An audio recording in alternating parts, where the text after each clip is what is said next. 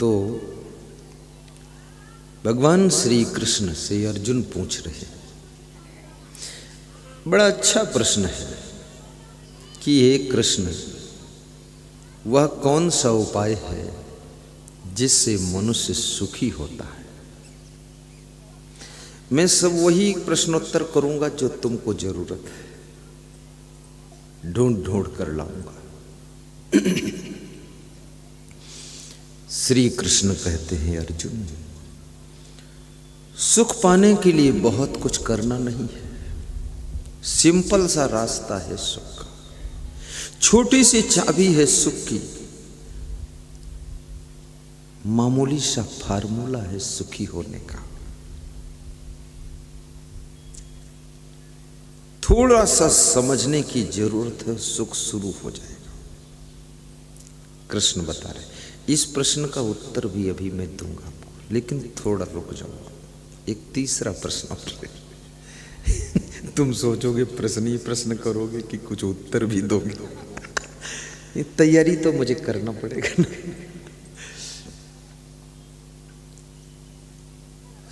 आपने नाम सुना होगा संत कबीर का, सुना है? तुलसीदास ने रामायण लिखा है और कबीर ने बीजक ग्रंथ की रचना किया है। कबीर के ग्रंथ का नाम बीजक है।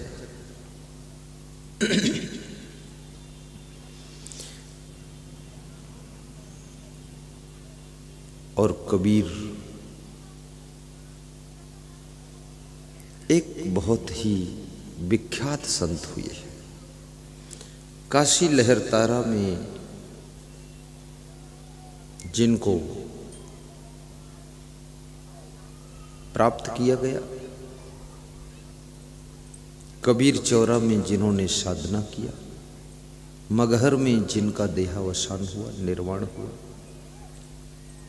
और जीवन भर सत्य बोलने में कबीर जैसा हिम्मत वाला पुरुष कोई विश्व में दिखा नहीं।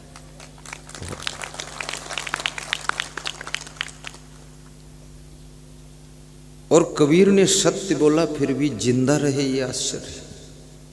उनकी हत्या नहीं हुई, अन्यथा इस हिंदुस्तान में तो जो सत्य बोले वो फिर जी नहीं सकता।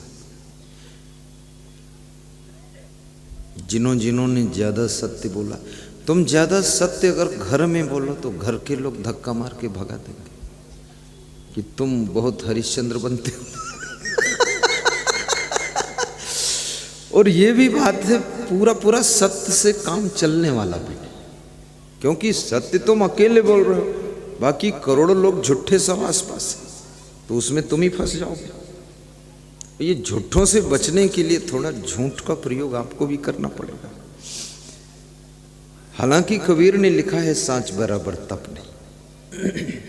बहुत बड़ी बात लिखा कबीर ने कि सांच बराबर तप नहीं,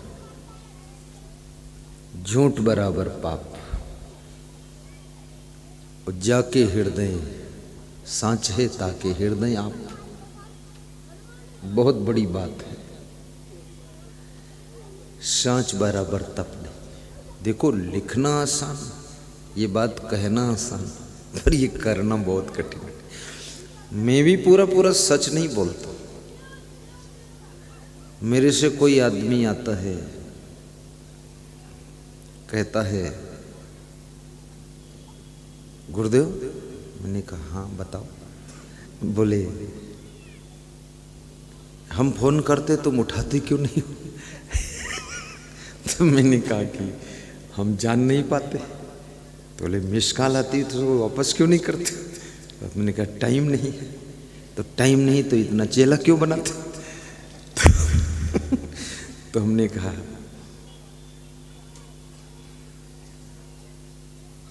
अब उत्तर नहीं है आगे, फिर और बोलूं तो झूठे हो जाएगा, तो रहने दो। तो बहुत सी बात ऐसी है।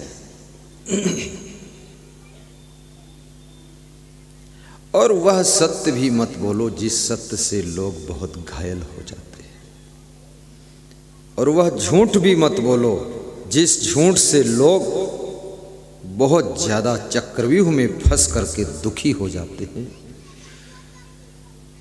दुख से ऊपर उठाने के लिए, जाल से छुड़ाने के लिए और किसी को चक्रव्यूह से मुक्त करने के लिए अगर तुमने झूठ का प्रयोग किया है तो तुम्हारा झूठ सत्य से कम पुण्य नहीं लाता।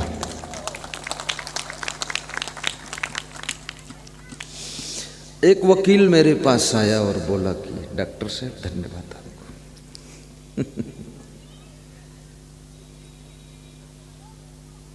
बोला वकील की गुरुदेव हमको तो बहुत झूठ बोलना पड़ता है और हमने आपसे दीक्षा भी ले ली। तो हमने कहा फिर दीक्षा ले ली तो बोले दीक्षा इसलिए लिया कि अब झूठ बोलूंगा तो आधा पाप हम पर आधा आप पर रहेगा। तो हमने कहा ये करोड़ों दीक्षा ले रहे, वो जितना गलत करे वो आधा आधा मैं लूंगा तो मैं तो पूरे निपट जाऊंगा। बोले तो गुरु होने का अर्थ क्या होता फिर? तो मैंने कहा वकील साहब आप चिंता मत करो, क्योंकि कोर्ट के अंदर झूठ और सत्य की लड़ाई चलती है। एक पक्ष झूठा है, दूसरा सच्चा है, दोनों के बीच में आपको बहस करना है। वो कोर्ट है, वहाँ झूठ और सत्य का महत्व नहीं है। वहाँ तो बस यही है कि आपका केस कैसे जीतेगा। वो कोर्ट है, आप उसकी चिंता छोड़ो, लेकिन मेरे ऊपर अपना पाप मत डालो।